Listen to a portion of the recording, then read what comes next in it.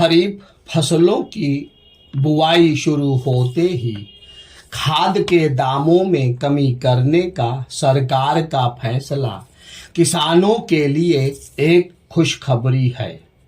इसलिए और भी क्योंकि डीएपी, एनपीके समेत अन्य कई खादों के मूल्य में अच्छी खासी कमी की गई है। यह भी अच्छा है कि खादों के दाम कम करने का फैसला तत्काल प्रभाव से लागू होने जा रहा है।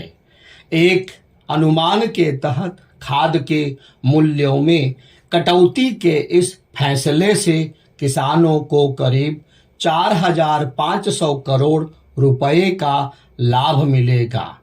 जमीन बचाओ किसान बचाओ अभियान के तहत किए गए इस फैसले के तात्कालिक लाभ देखने को मिल सकते हैं, लेकिन यह कहना कठिन है कि इससे खेती लाभ का सौदा बन सकेगी।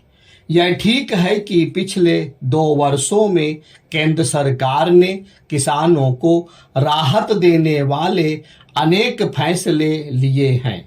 खादों के दाम कम करने के फैसले के पहले प्रधानमंत्री फसल बीमा योजना को नए रूप में लागू करने को किसानों के कल्याण के लिए एक बड़े कदम के रूप में प्रचारित किया गया था। इसके अलावा गन्ना किसानों के बकाया भुगतान को निस्तारित करने की भी पहल की जा चुकी है।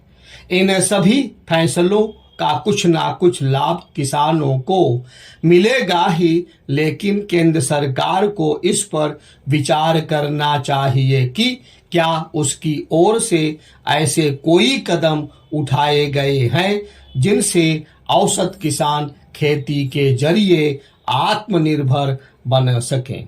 आज भारतीय कृषि के समक्ष सबसे बड़ा संकट यही है कि किसान खेती के जरिए इतना पैसा नहीं हासिल कर पा रहे जिससे वे अपना जीवन यापन बेहतर ढंग से कर सकें।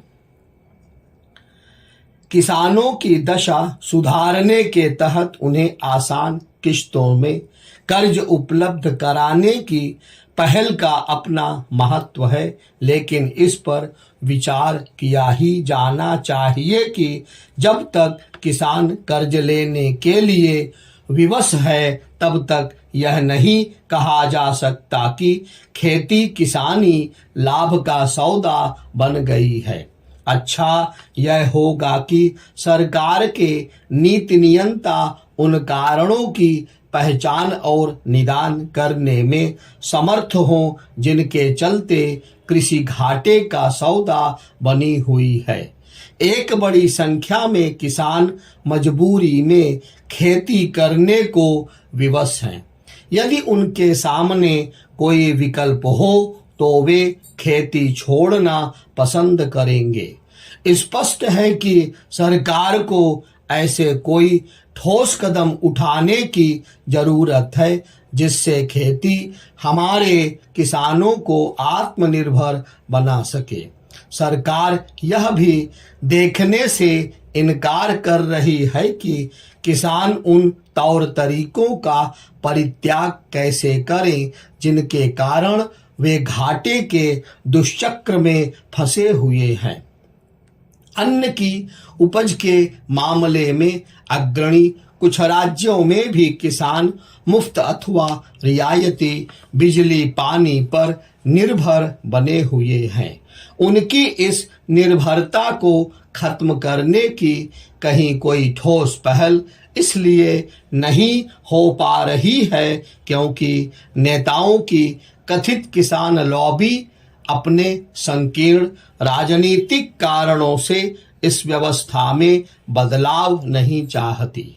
बेहतर होगा कि किसानों को राहत देने के साथ ही सरकार यह भी सुनिश्चित करे कि औसत किसान सरकार की कृपा पर निर्भर रहने के बजाय आत्मनिर्भर बने।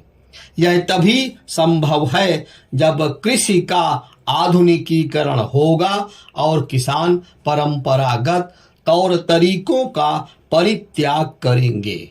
कृषि और किसानों का हित इसी में है कि ऐसे तौर तरीके अपनाए जाएं जो उपज बढ़ाने के साथ ही किसानों के लिए आत्मनिर्भरता की राह खोलने वाले हों।